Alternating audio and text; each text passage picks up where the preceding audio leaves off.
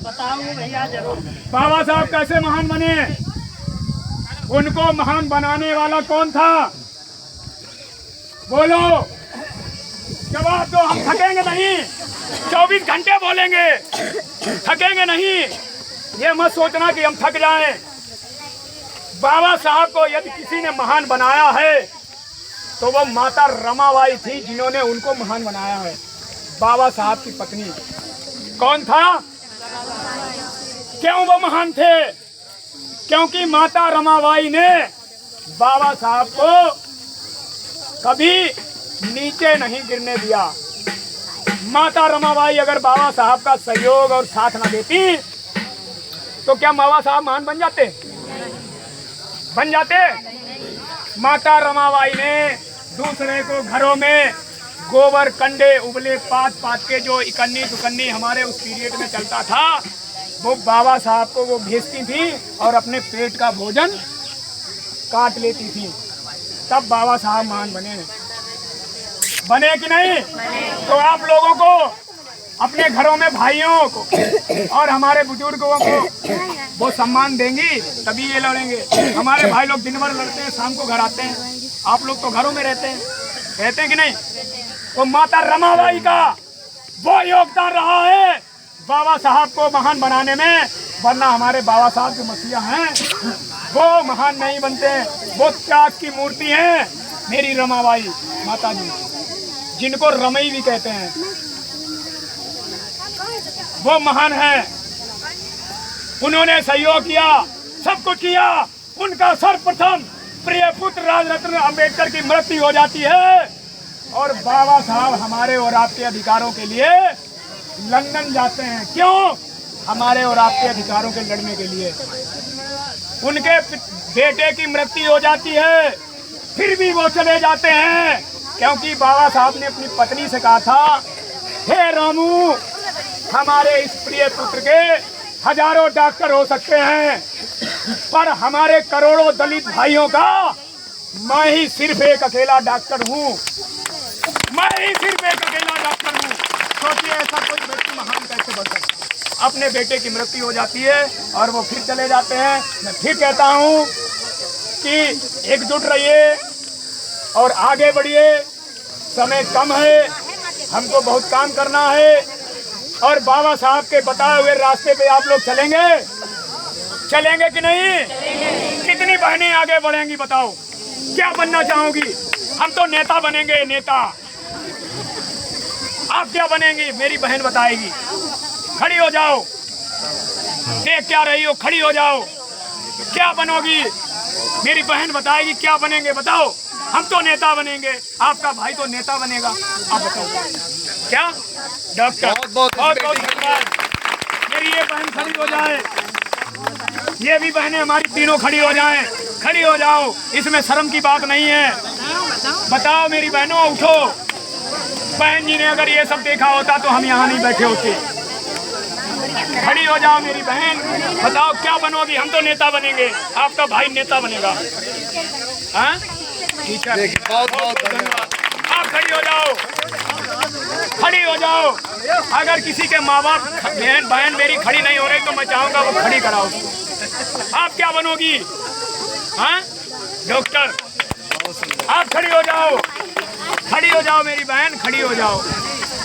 Mummy से पूछ लो, mummy है ना? अरे खड़ी हो जाओ। कोई बात नहीं, मैं नेता क्यों बनूंगा? हमारी बहन जी भी डीएम बनना चाहती थी, टीचरिंग की नौकरी करती थी। राजनारायण की सरकार वो मीटिंग लगी थी और वहां पर एक हरिजन शब्द का प्रयोग किया था। उस समय बहन जी की उम्र 18 साल की थी। बार बार कांग्रेस के नेता हरिजन शब्द का उपयोग करते थे, तो उस समय हमारी बहन जी 18 साल की थी, वो मंच पे चढ़ती हैं और उन नेताओं को माइक से, हमारे बहुजन समाज को, उन नेताओं को इस कदर धारती हैं कि नेता मंच छोड़ देते हैं। हमारी बहन जी वहीं से नेता बन गई थी। मानवर काशीराम साहब को पता है कि एक बहन जी हैं जिनको मायावती जी कहते हैं, वो बहुत तेज तर्रार थी। मानवर काशीराम साहब को जब पता चला तो वो उनके घर जाती हैं और बहन जी गेट को खोलती हैं तो देखती हैं यहाँ कौन शख्स है। देखती है मानवर काशीराम साहब। उनके पिताजी से भेंट होती है और बहन जी से जैसे मैंने आपसे सवाल किया है बहन जी से, मानवर काशीराम से कहा था कि आप क्या बनना चाहती हो, तब बहन जी ने कहा था मैं पीसीएस की तैयारी कर रही हूँ, डीएम बन के अपने समाज की सेवा करूंगी। क्या कहा था? डीएम बन के अपने समाज की सेवा करूंगी। तो मानवर काशीराम साहब ने बहन जी से कहा कि बहन मायावती जी आओ मेरे साथ, मेरे मिशन में जुड़ जाओ।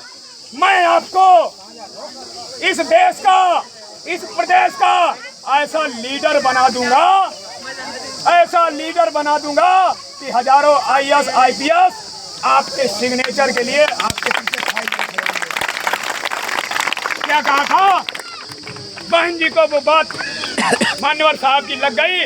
उन्होंने अपना बोरी बिस्तर उठाया, जो पैसे थे टीचरिंग की नौकरी के तो बैग में रखे। उन्होंने बैग उठाया। दूसरे दिन वो घर से जब निकलती हैं तो उनके पिताजी प्रभुदास कहते हैं कहाँ जा रही हो मायावती जी? तो वो कहती हैं पिताजी मैं मानवर काशीराम साहब के मिशन मूवमेंट में जुड़ने जा रही हूँ। तो उन्होंने क्या जवाब दिया था? आप जा तो रही हो लेकिन मेरे घर वापस दोबारा इस घर में कदम मत रखना।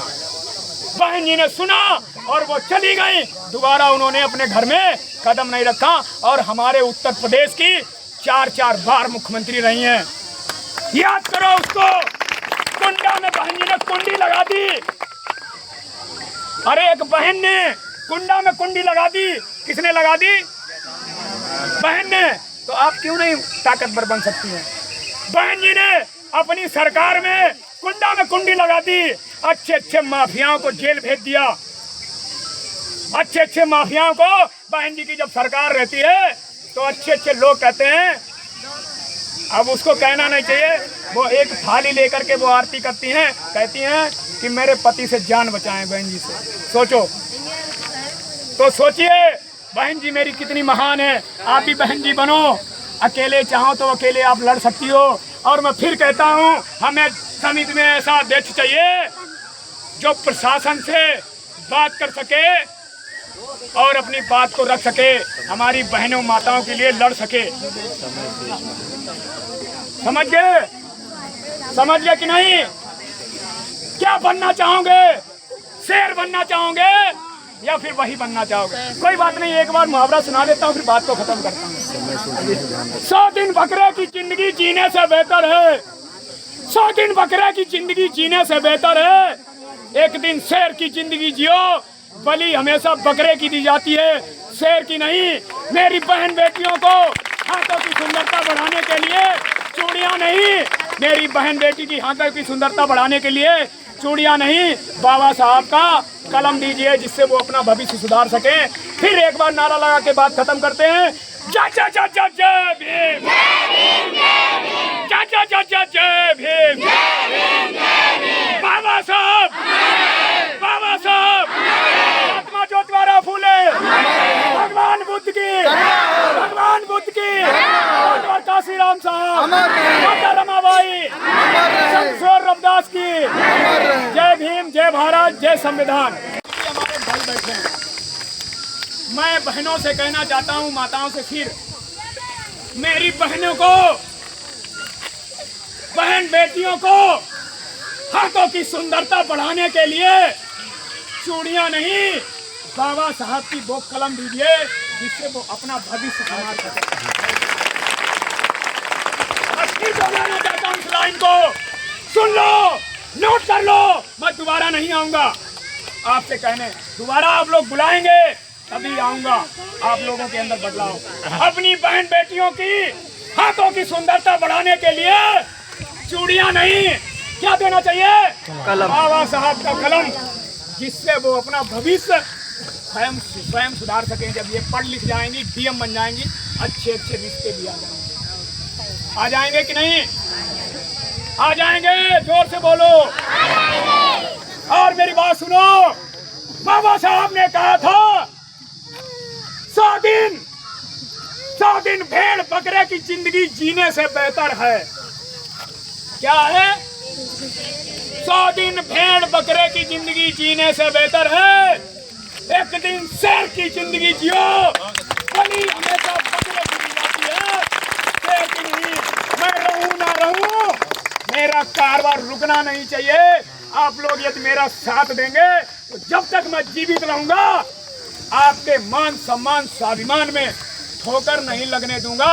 चाहे वो कितनी भी ताकतवर, चाहे वो कितनी भी ताकतवर, चाहे वो कितने भी ताकतवर लोग हो, मैं बाबा साहब के लिखे हुए संविधान के सामने उनका भी मस्तक झुका दूंगा। ये मैं वादा करता हूँ आप लोगों से।